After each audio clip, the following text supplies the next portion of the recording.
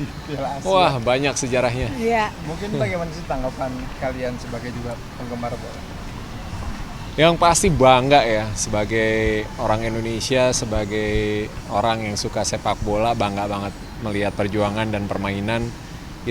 Pemain-pemain kita bukan cuma sekedar bisa ngasih perlawanan, tapi bahkan bisa menampilkan permainan yang cantik, koordinasi yang mungkin sebelumnya jarang banget kita lihat, dan bahkan mendikte ritme permainan lawan, dan lawan-lawannya juga bukan lawan yang sembarangan gitu kan.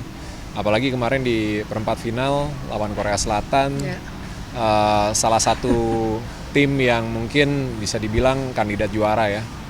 Terus dia juga hampir 10 kali berturut-turut lolos ke Olimpiade.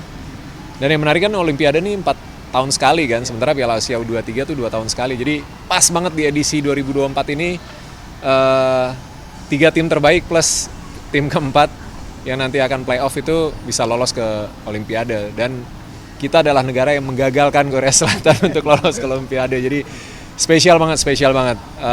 Dari semua aspek, individu, koordinasi tim, transisi, bagaimana membaca permainan, meredam strategi lawan, semuanya dipraktekkan dengan nyaris sempurna gitu. Pasti ada masih mungkin momen-momen kayak kemarin kita lawan 10 orang, tapi justru malah terlihat bahwa kesulitan gitu, itu normal dalam sepak bola, apapun bisa terjadi, dan itu minor gitu. Tapi hasil akhir yang akhirnya kita lihat kan, Bikin deg-degan ya. Bikin deg-degan banget, dan kalau dibilang pertandingan terbaik mungkin sepanjang turnamen ya kemarin, karena lengkap.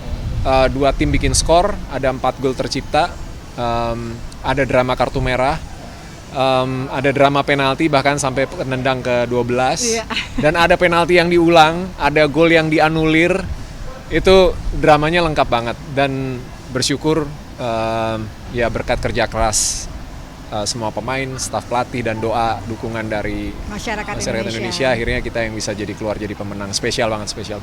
Dona melihat hal ini buah dari tangan besinya Sintayong nggak sih? Ya, pasti banyak faktor ya. Salah satunya ya kita juga, aku rasa masyarakat Indonesia sangat mengapresiasi apa yang sudah dilakukan oleh Coach Sintayong ya. Dan kita bisa lihat bagaimana berbeda sekali timnas kali ini bermain dibandingkan mungkin sebelum-sebelumnya. Dan 4 tahun Coach Sintayong ada di Indonesia membuat timnas Garuda kita bisa menjadi seperti sekarang.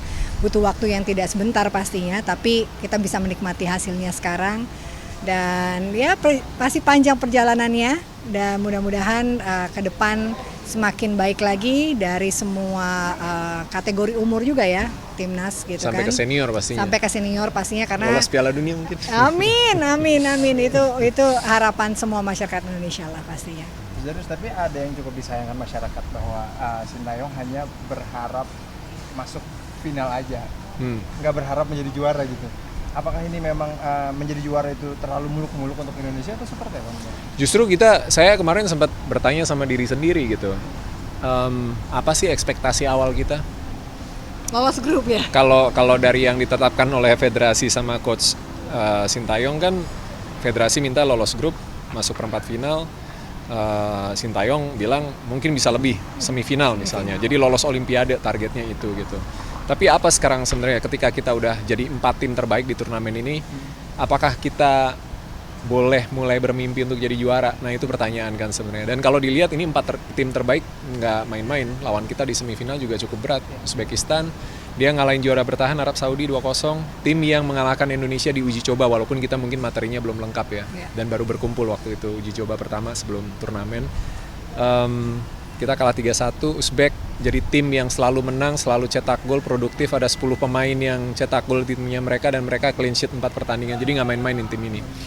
Ya 4 tim terbaik, mereka akan bertarung untuk bisa masuk ke final pastinya, dan kalau dilihat semangatnya pemain-pemain, mereka justru pengen bahwa ya mungkin ini waktunya Indonesia bisa jadi juara, mungkin ini adalah generasi emas yang akan meletakkan milestone yang baru buat sepak bola Indonesia. Karena kan kita juga harus jangan cuma ngelihat turnamennya aja, jangan cuma ngelihat prestasinya aja, tapi bagaimana prosesnya.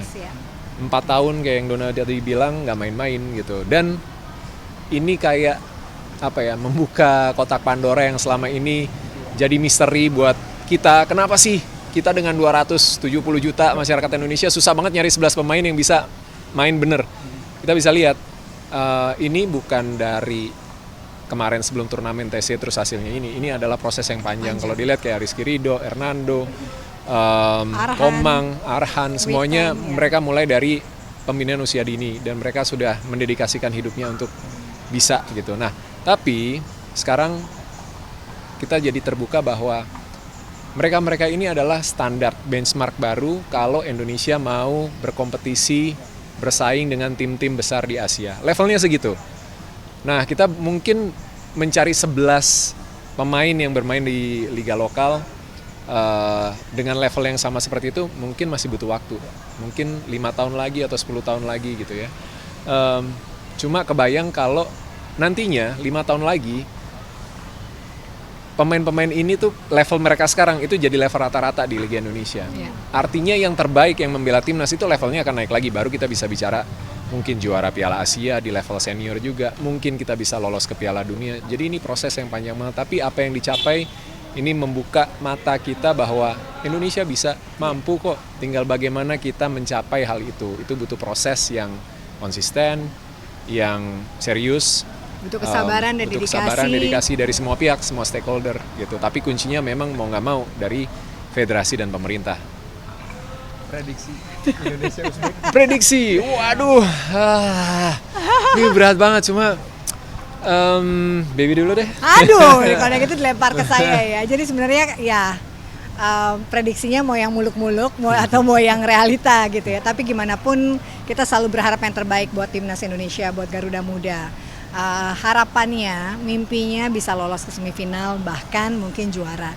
Lolos ke final. Lolos ke final bahkan mungkin juara. Tapi kita lihat lawannya juga bukan yang mudah, Uzbekistan gitu kan. Dan kalau tanya aku sih ya pengennya menang lah gitu. Yes, pasti sebagai warga negara Indonesia, sebagai supporter bola timnas pasti pengennya Indonesia menang, tapi kita juga harus realistis, jangan terus ekspektasi kita jadi terlalu beban tinggi, buat ya, pemain, ya. Karena Uzbek ini tim yang ulet banget, khas banget negara-negara Kazaks ya, mereka cepat, agresif, postur juga mungkin. Posturnya sebenarnya nggak terlalu besar, tapi memang ulet banget pemain-pemain ini, jadi harus benar-benar diwaspadai. Aku pikir kita punya peluang buat menang, tapi pendekatannya harus benar-benar maksimal. Aku pikir pemain kita, pelatih kita punya kapasitas untuk itu, tapi nggak boleh ada kesalahan, nggak boleh ada kelengahan sepanjang 90 menit atau 120 menit nanti. Jadi ini kalau kata Johan Cruyff, sepak bola itu adalah permainan kesalahan. Tim yang paling sedikit bikin kesalahan, dia yang akan menang. Ini waktunya untuk kita jadi tim yang paling sedikit bikin kesalahan dan paksa lawan untuk bikin kesalahan mereka sehingga kita bisa manfaatin itu jadi momentum buat bikin gol dan menang. Amin.